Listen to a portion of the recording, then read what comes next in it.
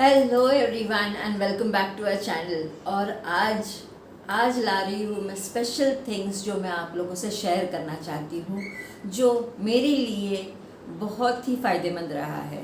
और ये मैंने कंटिन्यूसली 3 to 4 इयर्स कर चुकी हूँ और उसका रिज़ल्ट मुझे दिख रहा है, इसलिए मैं आपसे ये शेयर कर रही हूँ। तो अंत तक देखिए। और पहले मैं इंट्रोड्यूस करना चाहूँगी जो मुझे आज पहली बार देख रहे हैं। मैं हूँ पल्लवी मोरेश्वर चांदरकर और मैं हूँ एक reiki master plus ho'oponopono healer और लॉ ऑफ अट्रैक्शन और वास्तु कंसल्टेंट।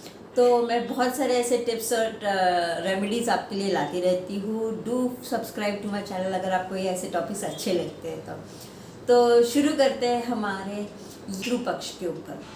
तो पितृ पक्ष मतलब क्या होता है? तो ये एक ऐसा कहा भी जाता है और माना भी जाता है कि पितृ जो हमारे पूर्वज है या हमारे एंसेस्टर्स है, ये हमारे लिए बहुत ही पावरफुल मैनिफेस्टेशन में यूज़ किए जाने वाले या इनके ब्लेसिंग्स जो होते हैं वो बहुत ही पावरफुल होते हैं। इनके साथ में हमारी बहुत सारी लाइफ के ट्रेंड्स जुड़े हुए रहते हैं, क्योंकि वो हमारी जड़ है। हमारी जड़ जितनी मजबूत होगी, जितनी अच्छी होगी, उतना ही हमारा फलता फूलता परिवार होगा। तो हमारी लाइफ में अगर आप ऐसे जान रहे हो या पहचान रहे हो कि आपके ये पर्टिकुलर टॉपिक्स में आपको तकलीफ हो रही है, करियर को लेके है, रिलेशनशिप में, मैरिजेस में, या कोई भी प्रॉब्लम्स में आपको अगर इश्यूज आ रहे हैं, क्योंकि आपने सारे हल करके तो देख लिया पर कुछ उपाय काम नहीं कर रहा है, तो ये हो सकता है कि ये पितृदोष हो सकता है। तो पितृदोष कब लगता है? पितृदोष कब लगता है? जब आप आपके पितरों को भूल जाते हो या उनको उनका हम लोग को मिला हुआ वरदान है। जैसे फॉर एग्जांपल जब हमारी जायदाद हैंडओवर होती है या हम लोग को पुरखों के पास से जो ज़मीन मिलती है, तो क्या हम उसका शुक्रिया अदा उनके लिए कर पाते हैं या नहीं कर पाते? तो जैसे हमारे साथ उनकी पुरखों की ज़मीन है, जायदाद है, ब्लेसिंग्स है, उसी तरह उनकी तरफ से हम लोग को कभी कभी कर्सेस भी आते हैं जो फ्लो होते हैं हमारे लाइफ में। तो कर्सेस मतलब शाप होते हैं या किसी प्रकार के नेगेटिव वाइब्स, वो किसी चीज़ से लेके दुखी है या उनकी आत्मा तृप्त नहीं हो पाई है, तो ये प्रॉब्लम्स हमारे लाइफ में क्रिएट होती रहती है। और पितृपक्ष में ये जो टाइम होता है, ये 15 दिन का जो मौका होता है, जो अभी स्टार्ट होने वाला है 19 तारीख मतलब 29 सितंबर टू 14 अक्टूबर। तो हर एक का मतलब पर्सनली जो भी हमारे पूर्वज हैं उनकी एक तिथि होती है।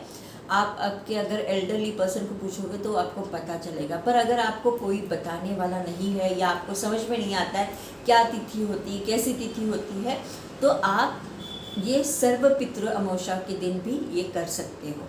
तो इसमें मैं जो भी टिप्स बता रही हूँ या जो भी रेमेडीज़ बता रही हूँ, ये आप कभी भी किसी तरीके से भी कर सकते हैं। इसमें कोई आपको ऑब्लिगेशंस नहीं आने वाले या कोई आपको रुकावटें नहीं आने वाली, और बहुत ही सिंपल उपाय है। तो पहला उपाय हम लोग जानते हैं, तो इसकी वजह से जैसे मैंने बहुत बार आपको बताया है कि फिटकरी हमारे लाइफ में बहुत इम्पॉर्टेंट रोल करती है। तो फिटकरी और नमक, ये दोनों का हम लोग को एक मिश्रण बनाना है। दोनों को मिश्रण बना के इक्वल क्वांटिटी में, मतलब 1 चम्मच अगर हम लोग फिटकरी ले रहे हैं तो 1 चम्मच सॉल्ट हम लोग को लेना है। तो आप उसकी पाउडर बना लीजिए, उसको कूट के पाउडर बना दीजिए, या तो आप मिक्सर में भी उसकी पाउडर बना सकते हैं। और इसको इक्वली क्वांटिटी में बहुत सारा बना देना, क्योंकि आपको यूज़ करना है 15 दिनों के लिए। यस, आपको इसकी पाउडर बनानी है और इस पाउडर को आपको रखना है हर एक कमरे में, हर कोने में। आप एक छोटे से ग्लास कटोरी में भी रख सकते हो, या तो आप ज़मीन पे भी इसको डायरेक्टली पेपर के ऊपर रख सकते हो। तो रोज़ घर में ये आपको रखना है और शाम के टाइम पे इसको रखना है, और दूसरे दिन सुबह में जब आपके घर में झाड़ू पोछा होता है तब इसको डस्टबिन में या फ्लश आउट कर सकते हो आप। तो ये हो गई है हमारी फर्स्ट रेमेडी। और दूसरी रेमेडी है, ये बहुत ही फ़ायदेमंद है, आपने ये ज़रूर करना चाहिए। तो इसके लिए आपको कुछ भी नहीं ज़्यादा एफर्ट्स करने हैं, बहुत ही सिंपल रेमेडी है। और अगर आपको थोड़ा बहुत भी पितृ के बारे में पता है तो पितृ को प्यास बहुत लगती है। अगर आप पितृदान करते हो या पितृपक्ष में कोई पूजा अर्चना करते हो तो आप देखोगे उनमें जल अर्पण बहुत ज़्यादा किया जाता है। तो कहते हैं कि पितृपक्ष में पितरों को प्यास बहुत लगती है या उनकी प्यास बुझाना काम है हमारा। तो आप इसमें से जो भी आपको रेमेडी सूटेबल लगती है आप इसको ज़रूर कीजिए। तो पहला उपाय जो है आपको करना, आपको आपके घर में जो भी आपका कंटेनर है जिसमें आप पानी मतलब वो अगर आपका आजकल तो वाटर प्यूरीफायर्स होते हैं, वाटर प्यूरीफायर है या आप मटके में पानी रखते हो या आपका एक वाटर कंटेनर है, तो आप में उसमें से कुछ पानी लेना है। एक गिलास या कटोरी ले लीजिए, कटोरी में पानी लेना है और आप जैसे सुबह उठते हैं ये आपको शुरू करना है 29 से लेके ये पूरे 14 तारीख का करना है। अगर ये आप उपाय हर रोज़ भी करते हो, पूरे साल भर भी करते हो, तो इसकी कोई भी नुकसान नहीं पर फ़ायदे ही फ़ायदे हैं।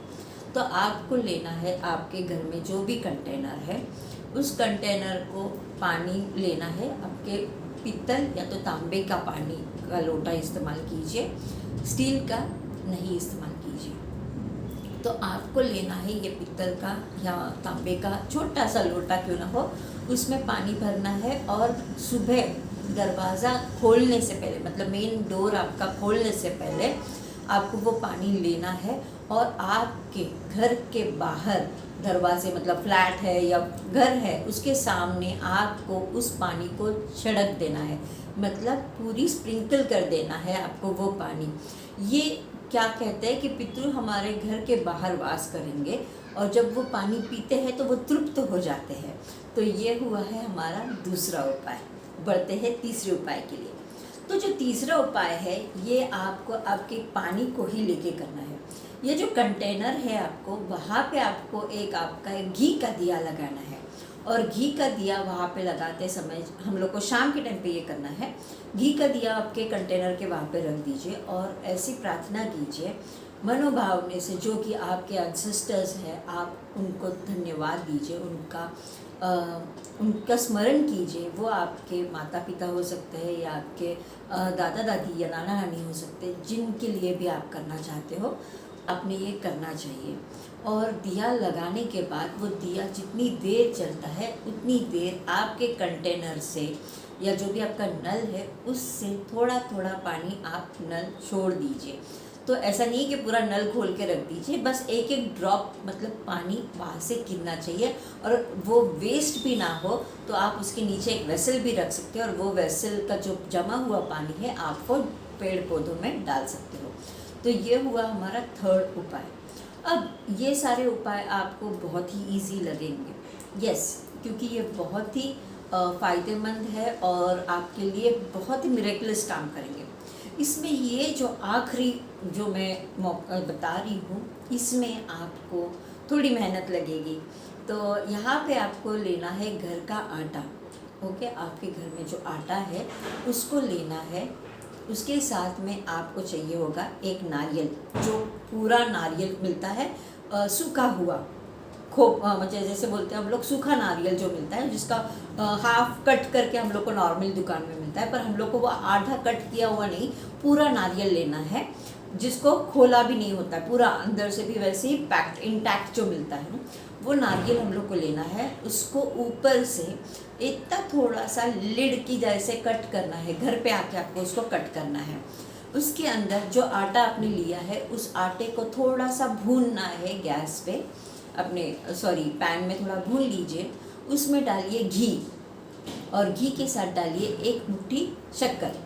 अभी आप ये दोनों डाल के उसमें पूरा मिक्सचर बना दीजिए। अब आपको ये ठंडा होने के बाद आपका जो नीचे वाला जो बड़ा वाला बेस है कोकोनट का या नारियल का, सूखे नारियल का, उसके अंदर आपको उसको भरना है। ये सारा उसको अंदर भरना है और उसके बाद उसका लिड लगा देना है। ठीक है। आप उसका जब लिड लगा देंगे तो उसके साथ में आपको आपके जो भी कर रहा है, आपके हस्बैंड कर रहे हैं या आप कर रहे हैं, जो भी ये कार्य करने वाला है उसकी ऊंचाई मतलब उसकी लंबाई के हिसाब से आपको लेना है काला धागा। काला धागा लेके उस नारियल को बंद करना है, मतलब सील करना है। एक सिंपल लैंग्वेज में उस नारियल को सील अप करना है। और ये नारियल आपको किसी भी पीपल के पेड़ के नीचे आके अगर दबा सकते हो मिट्टी में तो बहुत ही बढ़िया है, अगर दबा नहीं सकते हो तो बस वहीं पे छोड़ के आ जाना है। और ध्यान दीजिए कि आप पीछे पलट के ना देखें। तो ये है सबसे पावरफुल रेमेडी जो मैंने खुद इस्तेमाल की है, जो मैंने की हुई है। तो ये आपने ज़रूर करना चाहिए। और उसी के साथ में अगर आप इन दिनों में श्राद्ध में अगर आप दान धर्म करना चाहते हो तो ज़रूर कीजिए। आप दान में पानी की बोतलें, छोटे छोटे पानी का दान कर सकते हो, छोटी बॉटल्स जो मिलती है आप वो दान कर सकते हो। आप अनाज किसी ब्राह्मण को या किसी ज़रूरतमंद को अनाज दान कर सकते हो, तो 7 या 8 अनाज आप दान कर सकते हो। जूते या चप्पलें दान कर सकते हो। और ये सारा जब आप दान करोगे तो सिर्फ इंसानों को नहीं, आपको जानवर को भी दान करना चाहिए। जैसे हो गए कौवे को तो हम दान करते ही है, कौवा हो गई, गौ माता हो गई, कुत्ता हो गया, इन सब को जितना आप हो सके इस 15 दिनों में दान ज़रूर कीजिए। और देखिए आपके पितरों में अगर कहीं पे कुछ आपसे भूल चूक हो चुकी है तो आप उनसे क्षमा याचना मांग के देखिए आपकी ज़िंदगी में कितनी अच्छी सुधारना होती है। और ये ज़रूर कीजिए और मुझे बताना ज़रूर कि आपको कौन सा उपाय बहुत इजी लगा है। और एक इम्पॉर्टेंट बात, आप जो भी खाना या अर्पण आप बना रहे हो पितृपक्ष में, उसमें नमक कभी न डालें। Thank you so much and do subscribe to our channel and help us grow. Thank you so much.